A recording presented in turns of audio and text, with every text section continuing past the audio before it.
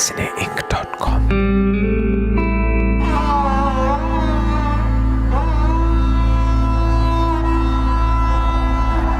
नमस्कार, आदाब। मेरा नाम परवेज़ आलम है और मेरे साथ मौजूद हैं सलमान आसिफ साहब, जो कि पाकिस्तान के मशहूर ह्यूमन राइट्स एक्टिविस्ट हैं। साथ ही फिल्म क्रिटिक भी हैं, लिटरेरी क्रिटिक भी हैं। इन सब के अलावा पढ़े लिखे और दोस्तबाज किस्म के इंसान हैं। सलमान साहब, हम यहाँ लंदन के जिस इलाके में मौजूद हैं, ये इलाका आपने क्यों चुना आज के इस इंटरव्यू के लिए? ये संगम है लंदन की दो बड़ा काउंसिल्स का, एक तो हैरो है और दूसरा वेम्बले।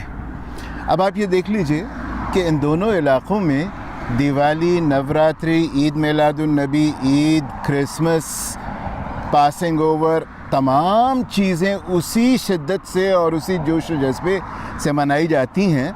और यहाँ पर आपको हर रंग, नस्ल, मज़हब के लोग भी मिलेंगे। और मस्जिद, मंदिर बड़े बड़े, जी, तारीख़ी मस्जिद भी यहाँ पे मौजूद है और तारीख़ी मंदिर भी मौजूद है। सबसे बड़ा मंदिर यूरोप का, सबसे बड़ा मंदिर यहाँ मौजूद है। और शायद आपके पड़ोस में तो 13वीं सदी का एक चर्च भी मौजूद है, सेंट मैरी चर्च। ये वही है जो हैरो स्कूल का बहुत ही मशहूर चर्च है। और उसके पड़ोस में गालिबन हैरो स्कूल है। हाँ, हैरो स्कूल। और हैरो स्कूल में पंडित जवाहरलाल नेहरू जी स्कूल में पढ़ने के लिए आए थे। खैर, वापस आ जाते हैं सलमान आसिफ और ह्यूमन राइट्स। पाकिस्तान की बात करते हैं। पाकिस्तान में जो महिलाएं हैं, उनको किस तरह के जो राइट्स हैं, उनके जो वायलेशन होता है, जो उल्लंघन होता है उनके अधिकारों को, वो किन किन शक्लों में होता है?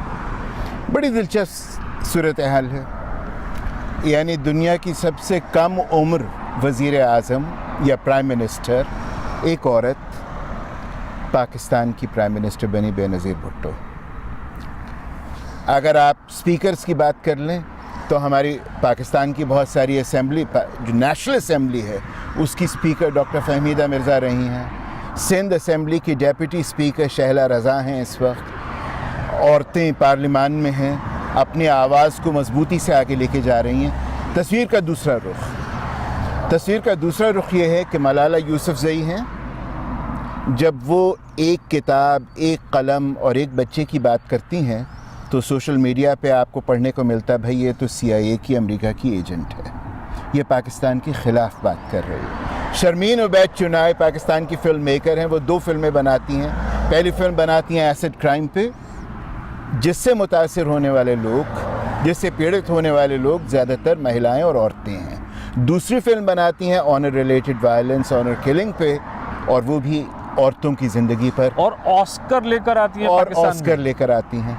और उसके बावजूद मैं आप ही की बात को आगे बढ़ाता हूँ कि जैसे शर्मीन की आपने बात की और मलाला, इन दोनों को बेनतहा गालियों का सामना करना पड़ता है पाकिस्तान में। इल्ज़ामात का और गालियों का सामना। उनके बारे में कहा जाता है कि तुम शायद पड़ोसी मुल्क की किसी एजेंसी की मेंबर हो, तुम्हें फ़ंड कौन कर रहा, और तुम पाकिस्तान को बदनाम कर रहे हो।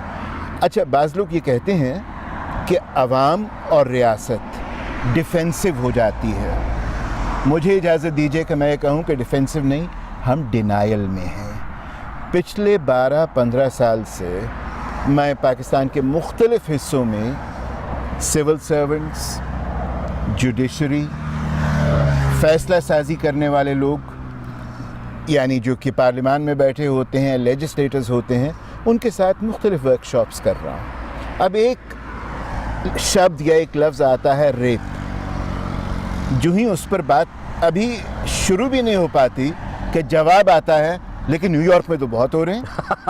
ये जो पाकिस्तानी ऑफिशियल्स हैं, या जो ऑर्गेनाइजेशंस हैं, या जो इस्टेब्लिशमेंट है, ज़ाहिर सी बात है जवाब इस तरह का उनकी तरफ से आता है। इसी तरह से भारत में अगर ज़रा सा भी मुँह खोलिए, अगर 2002 की बात करिए तो लोग कहते हैं 1984 में क्या हुआ था, 1984 की बात करिए तो लोग कहते हैं कि 2002 में क्या हुआ था।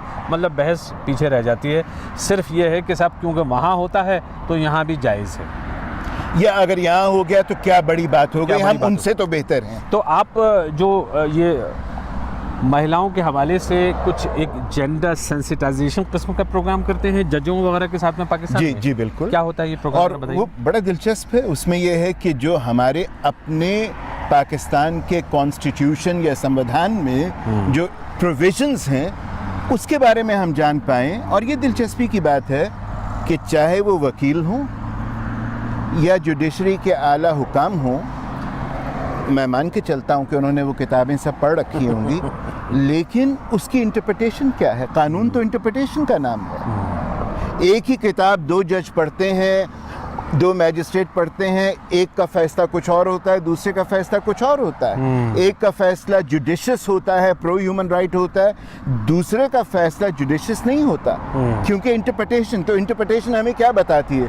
इंटरप्रिटेशन हमें बताती है कि आपका वर्ल्ड व्यू क्या है, आप किस निगाह से दुनिया और अपने आसपास को देख रहे हैं, अपने आसपास की समस्याओं को समझने की कोशिश कर रहे हैं, और उस हवाले से उन समस्याओं का हल क्या है आपके पास। तो बहरहाल आप ये बता रहे थे कि आप उनको समझाते हैं कि किस तरह से जो ख़वातीन के हुकूक़ हैं, औरतों का अधिकार हैं, उनके लिए उनको डिफेंड करना है। और सबसे बड़ी बात ये कि भाई ये एजेंडा हमारा एजेंडा है, ये अमेरिका का एजेंडा नहीं है, ये मगरिब का या वेस्ट का एजेंडा नहीं है, ये एजेंडा जो है किसी और धर्म के मानने वालों का एजेंडा नहीं है जी, ये हमारा एजेंडा है। अच्छा, बात यहाँ पे ये भी है कि बात हुई शर्मीन उबैद, पूरा नाम उनका क्या है? चेनॉय, शर्मीन उबैद चेनॉय, और मलाला यूसुफजई, और पाकिस्तान में वो कौन सी लड़कियां हैं, कौन सी ख़वातीन हैं, महिलाएं हैं जो इस वक्त अपने हुकूक़ की आज़ादी के लिए और उनको मनवाने के लिए, तस्लीम कराने के लिए पेश हैं, और जिनको बहुत ज़्यादा समाज की नाराज़गी का सामना भी करना पड़ता है। अब देखिए बहुत सारे नाम हैं, जाने अब नाम लेने में ही होता है, कुछ नाम रह जाते हैं, लेकिन देखिए अभी कल ही की बात है कि आसमा जहांगीर हमें छोड़ के चली गई। आसमा जहांगीर उनको भी सारी ज़िंदगी मैंने कई बार उनका इंटरव्यू किया, और हमेशा ये हुआ कि हमेशा उन पर प्रेशर पड़ता था, इस्टेब्लिशमेंट का प्रेशर था, हुकूमत का था, जुडिशरी का भी बहुत बार प्रेशर था। वो तो वकील थी, इसी तरह से बार की मेंबर रहीं, और उसमें धुआंधार उसकी राजनीति में, उसकी सियासत में रहीं, लेकिन परेशानी बहुत हुई यकीनन। और उनके बाद में हिना जिलानी है, निगहदाद हैं, मारवी सरमद हैं। अच्छा, अब ये वो तमाम नाम हैं जिनको अंग्रेज़ी में कंट्रोवर्शियल नाम कहा जाता है। कंट्रोवर्शियल से मुराद ये है वो नाम जिन पे एक महाप्रश्न लगा हुआ है और ये सस्पेक्ट हैं, इन पर संदेह है, इन पे शक है कि भाई ये लोग किसका एजेंडा और किसकी ज़बान में बात कर रहे हैं, किसकी बोली बोल रहे हैं। लेकिन ये कह क्या रहे हैं?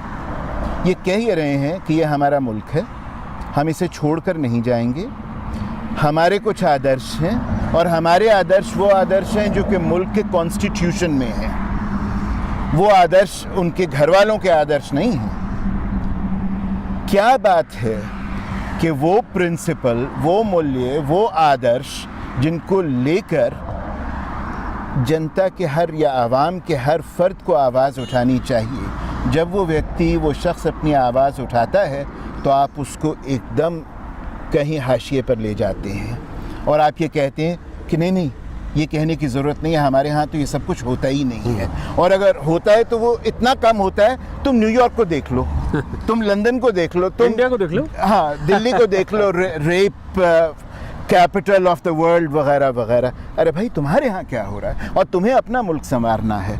परवेज़ साहब, अभी ये समझना बाकी है कि जिसे अंग्रेज़ी में डिसेंट कहते हैं वो डिसलॉयल्टी नहीं है। हमारे यहाँ डिसेंट को डिसलॉयल्टी समझा गया है हमारे, और जो बड़ा सवाल इंसानी हक़ का ही नहीं है, बड़ा सवाल ह्यूमन राइट्स का नहीं है, बड़ा सवाल ह्यूमन राइट डिफेंडर का है। बिल्कुल सही कह रहे हैं। ह्यूमन राइट डिफेंडर को कौन डिफेंड करेगा भाई? ह्यूमन राइट डिफेंडर में वो जर्नलिस्ट भी आ जाते हैं, पत्रकार भी आ जाते हैं, जो लिखते हैं और कहते हैं कि भाई ये ठीक नहीं हो रहा। जैसे भारत में पिछले 4 साल से कुछ ऐसे राइटर्स हैं जो लिखते हैं, जर्नलिस्ट हैं, बड़े सीनियर हैं, और जो गवर्नमेंट से सवाल करते हैं। गवर्नमेंट से सवाल करना कुछ लोगों को बड़ा नागवार गुजरता है। बड़ी दिलचस्प बात है ये। कुछ लोग ऐसे हैं जो बड़े लिबरल भी होते थे एक ज़माने में, जैसे कि अगर आप बरकत का नाम ले लीजिए, या सागरिका घोष का नाम ले लीजिए, या नज़ीर राजदा हैं, या आरफा खानम हैं। ये लड़कियां हैं, ये महिलाएं हैं, बहुत ज़बरदस्त पत्रकारिता कर रही हैं, बेहतरीन काम कर रही हैं, लेकिन इनके हिस्से में ट्विटर पे ट्रोलिंग में इस कदर बुरी बातें निकल कर आती हैं। और ये बार बार ये सवाल होता है कि साहब आप तो एंटी नेशनल हैं, देशद्रोही हैं, या आप जो हैं आप तो माइनॉरिटीज़ की बात उठाती हैं, मेजॉरिटी की बात नहीं उठाती। मतलब ये भूल जाते हैं कि 80% जिस देश में मेजॉरिटी है उसको एक पार्टी ने रातों रात एक माइनॉरिटी कॉम्प्लेक्स में मुब्तला कर दिया। मतलब ये कि 80% लोगों को ऐसा लगता है कि हम ख़तरे में हैं, हमें डर है किसी चीज़ का, और डर है कि लोगों से, इस तरह की महिलाओं से, या राजीव सारदेसाई जैसे पत्रकारों से, या रवीश कुमार से, या और जो दूसरे जो ह्यूमन राइट्स एक्टिविस्ट वगैरह हैं, जो ये कहते हैं कि भाई ये हो क्या रहा है पिछले 4 साल में। तो पाकिस्तान में डिबेट कुछ मुख्तलिफ है या ऑलमोस्ट इसी तरह की? बिल्कुल इसी तरह की डिबेट है, लेकिन उस डिबेट के नतीजे में क्या हो रहा है, क्या हो रहा है? मेरा ख्याल है ये जानने की ज़रूरत भी है हमें। उस डिबेट के नतीजे में कहीं तो शिद्दत आ रही है रेजिस्टेंस में, क्योंकि हम सोशल मीडिया के दौर में रह रहे हैं और जिसका जी चाहता है और जिसको जी चाहता है गाली बक सकता है और गाली बकी जाती है और उस पर शक और शुबा डाला जाता है। लेकिन पिछले 10 सालों में कम से कम 8 ऐसे कानून पास हुए हैं जो कि औरतों के इंसानी हकूक़ के कानून हैं। ज़रा बताइए कौन कौन मसलन सबसे पहला जो है और अहम तरीन वो है सेक्सुअल हरासमेंट का। यानी आज तक ये महसूस किया गया था कि दफ्तर में, काम की जगह पर या किसी भी पब्लिक स्पेस में अगर एक औरत के साथ छेड़छाड़ या बेहुदा गुफ्तगू की जाए तो भाई ये बेहूदगी है, बैड मैनर्स है। It is not a reprimandable criminal offence. कितनी दिलचस्प बात है कि इस पर औरतों ने डिबेट चलाई। हमारे यहाँ डॉक्टर फौजिया सईद हैं, उन्होंने इस पर डिबेट, और दीगर औरतों ने उसमें अपनी आवाज़ शामिल की। विमेन एक्शन फोरम ने इसमें अपनी आवाज़ शामिल की और उन्होंने ये कहा कि एक मिनट ठहरिए, ये बैड मैनर्स नहीं है, ये क्रिमिनल ऑफेंस है। फिर कानून, और फिर कानून आया। कानून में किस बात का तहफ़्फ़ुज़ है, किस बात की गारंटी है? उसमें बहुत सारी गारंटीज़ हैं। मसलन पहली बात यह है कि आप सोशल मीडिया के ज़रिए स्टॉकिंग नहीं कर सकते, आप दफ्तर में बैठे हुए अब्यूज़ ऑफ पावर नहीं कर सकते। दफ्तर में अगर कोई महिला ये कहे कि मेरे साथ बेहुदा मजाक या बेहुदा हरकत या छेड़छाड़ या गंदा लतीफ़ा मेरे सामने कहा गया है, तो हर दफ्तर में एक कमेटी है जी जी जी, जो कि उस हरासमेंट को एक तो ये कानून हो गया सेक्सुअल हैरेसमेंट, जिसके अलावा दूसरे बहुत ही इख्तिसार के साथ में और जो एक जो दिलचस्प, ज़िया-उल हक जब आए तो उन्होंने कमाल किया, मिलिट्री डिक्टेटर, बहुत कमाल किया साहब। उनके कमालात में एक कमाल ये था कि उन्होंने हदूद ऑर्डिनेंस इस्लाम की आड़ में, मज़हब की आड़ में वो इंट्रोड्यूस करवाए, जिसकी मार अगर किसी पे पड़ती थी तो वो औरत पे पड़ती थी। मसलन कि उसमें एडल्ट्री और रेप, इन दोनों में कोई फ़र्क नहीं रखा गया। अच्छा, जब उस पर आवाज़ उठाई गई, इसका नतीजा क्या था कि अगर एक औरत है और उसके साथ सेक्सुअल वायलेंस होता है या रेप होता है और वो औरत 4 गवाह नहीं ला पाती जिन्होंने वो रेप होता देखा हो और वो इसकी रिपोर्ट करती है, तो उस औरत को अरेस्ट किया जा सकता है इस इल्ज़ाम पर कि ये रजामंदी से हुआ जो कुछ भी हुआ। बहुत तकलीफ कानून है। उसमें तब्दीली क्या हुई है? अच्छा, हुआ ये कि ये 20 साल लंबा सफ़र है जिसमें कि औरतों का महाज या विमेन एक्शन फोरम और जो पाकिस्तान की विमेंस मूवमेंट है, उन्होंने ये कहा कि ये इंटरप्रिटेशन है इस्लामिक लॉ की, ये इस्लामिक लॉ नहीं है। जबकि कट्टरपंथी धार्मिक स्तर जितने भी थे क्षेत्र और जितने संगठन थे, उन्होंने ये कहा कि नहीं, ये हदूद अल्लाह हैं। फिर 20 साल की जंग के बाद इसमें तब्दीली हुई, इसमें अमेंडमेंट हुआ और हमें ये पता चला कि वो बहुत सारी चीज़ें जिनको हम रिलीजन समझते हैं, वो रिलीजन नहीं बल्कि रिलीजियस इंटरप्रिटेशंस हैं। अभी हमें ये समझना बाकी है कि ये मामले इंटरप्रिटेशन और वर्ल्ड व्यू के हैं। इसी तरीके से औरतों के हवाले अच्छा, ये तो एक कानून और है जिसकी तरफ मैं आपकी तवज्जो थोड़ा दिलाना चाहूँगा। वो ये है कि वो जो जेंडर के हवाले से कानून आया है, 3rd जेंडर के हवाले से, उसके बारे में थोड़ा सा बता दीजिए। बड़ी दिलचस्प बात है। आप 3rd जेंडर मतलब ये कि जो औरत है ना मर्द है, वो कहता है कि साहब मैं एक तीसरा जेंडर हूँ और वो अपने आप को उस तरह से आइडेंटिफाई करता है। क्या कभी ये मुमकिन था हिंदुस्तान, पाकिस्तान, बांग्लादेश, हमारे साउथ एशिया में कि आप हिजड़े, खुसरे या ख्वाजा सिरा का नाम लें और आपके चेहरे पे मुस्कुराहट ना आए या लतीफ़ा ना आए? लोग हमेशा मजाक आप उड़ाते हैं। फिल्म देख लीजिए, बहुत तकलीफ दे बात है। तो उनको तो कभी हमने इंसान समझा ही नहीं। पाकिस्तान में वो जो फिल्म बनी बोल, जी बिल्कुल, बहुत ज़बरदस्त फिल्म थी वो। और उसमें इस मौजू को किस तरीके से उजागर किया गया, 2 लाइनों में उसकी ज़रा कहानी मुझे याद दिलाइए। बड़ी कमाल फिल्म है। एक ख़ानदान में एक बच्चा पैदा होता है जो न लड़की है, अपने आप को समझता है, न लड़का समझता है, तीसरा जेंडर, और फिर उसका किस तरह से एक्सप्लॉयटेशन होता है। ये कहानी थी ना, उस कहानी का एक हिस्सा था ये। एक कहानी का हिस्सा था। क्योंकि उससे पेशतर सिर्फ उसकी बहनें हैं और उस घर का बाप जो कि एक नहायत ही पेट्रियार्कल बाप है, उसको इस बात का बड़ा दुख है कि उसके यहाँ लड़का पैदा नहीं हुआ। और जब लड़का पैदा होता है और ये मालूम होता है कि ये नहीं बताया जा सकता कि वो लड़का है या लड़की है, तो वो उस दुख और उस गुस्से के साथ वो जीता है और बिलाखिर अपने उस लड़के का कत्ल कर देता है। सलमान साहब, कुछ गाड़ियों का शोर कुछ ऐसा लग रहा है ज़्यादा ही हो रहा है। मुनासिब समझें तो बहुत ही पुरफज़ा मकाम जी, है। जी, जी, चलें, जी, ये मेरा भी इलाका है जी और बिल्कुल, वहाँ थोड़ी सी बात आगे बढ़ाते हैं। चलिए। सलमान साहब, इस जगह पे थोड़ा सुकून है और कारों का शोर भी मुझे लगता है कम है। बेशक, जो कानून बना है वो जो किस कानून बात की बना है- ज़मानत देता है इनके लिए? पहली बात ये कि हर फर्द को यह हक हासिल है कि वो ये खुद डिटर्मिन करे कि उसकी जिन्स क्या है। दूसरी चीज़ प्रोटेक्शन है। हर प्रांत या सूबे के लेवल पर ऐसी योजनाएं बनी हैं। केपी सबसे आगे है इसमें, हमारा खैबर पख्तूनख्वा का जो सूबा है वो सबसे आगे है इसमें। ऐसी प्रोटेक्शन की बहुत सारी स्ट्रेटजीज़ बनी हैं और ऑपरेशनलाइज हो चुकी हैं, जिसमें हेल्थ इंश्योरेंस है, जिसमें एक्सेस टू डिसेंट लिविंग है, एक्सेस टू एम्प्लॉयमेंट है, एक्सेस टू ट्रेनिंग है, एक्सेस टू सोशल जस्टिस है। तीसरी अहम तरीन चीज़ जो इसमें है वो है ट्रैवल, कि भाई आप ट्रैवल कैसे कीजिएगा, आपके पास ट्रैवलिंग डॉक्यूमेंट कहाँ है, क्योंकि आपके शनाख्ती मैं कार्ड, समझ गया, पासपोर्ट वगैरह इशू होगा, हाँ, जो भी होगा, क्योंकि जो ID कार्ड, आपका आईडी कार्ड है उस पे तो मेल लिखा वो हुआ इशू है। हो जाएगा। और इसके अलावा कोई बात? ये 3 चीज़ें हैं जो कि तमाम दूसरे एक्सेस टू जस्टिस बहुत पर ज़बरदस्त। हावी हैं। सलमान साहब, आपके हवाले से एक बड़ी दिलचस्प बात यह है, बहुत सारे लोगों को मैं बताना चाहता हूँ कि सलमान आसिफ उन लोगों में है जो पाकिस्तान की दारुल हुकूमत इस्लामाबाद में, राजधानी इस्लामाबाद में एक छोटी सी ऑर्गेनाइजेशन भी चलाते हैं, या समझ लीजिए एक छोटा सा मूवमेंट है, वो है भगवद गीता सर्किल। ये भगवद गीता का सर्किल क्या है इस्लामाबाद में? परवेज साहब, क्या है कि जब हम यहाँ से गए पाकिस्तान, यहाँ से मतलब यानी लंदन लंदन से यानी इस इलाके में, इस जहाँ इलाके मौजूद- में जहाँ पे सबसे बड़ी मस्जिद, सबसे बड़ा मंदिर, हाँ। जहाँ पे पतिदर हॉल भी है, पीछे जहाँ पास ही है गुजरातियों जी, का। हाँ। जी, जहाँ पर पुराना चर्च भी है, जहाँ पे एक तरफ नवरात्रि हो रही है, तो आप तरफ एक ईद गंगा मिलाद जमनी नबी। तहजीब साथ लेके गए। जब या कम से कम उस तहजीब का मैं एक प्रोडक्ट ज़रूर था। जब हम वहाँ पे गए और हमने जानने की कोशिश की कि भाई इन 2 या 3 या 4 ज़बानों के अलावा किन ज़बानों में काम हो रहा है और सोचने समझने का काम कितना हो रहा है, तो ये जान के बड़ी खुशी हुई कि बहुत सा काम हो रहा था।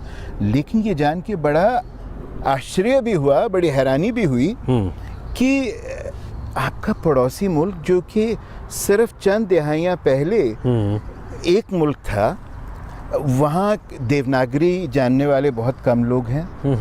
हिंदी किसी एक इंस्टीट्यूशन में अगर पढ़ाई जाती हो फॉर प्रैक्टिकल पर्पसेस वगैरह तो एक अलग बात है, यूनिवर्सिटी की सतह पर नहीं होती। फिर हमने देखा कि वहाँ पे रूमी सर्कल है, जहाँ रूमी को पढ़ाया जाता है, लोग आके बैठ के बात करते हैं, सूफ़ी सोच पे बात करते हैं। बुल्ले शाह का सर्कल है।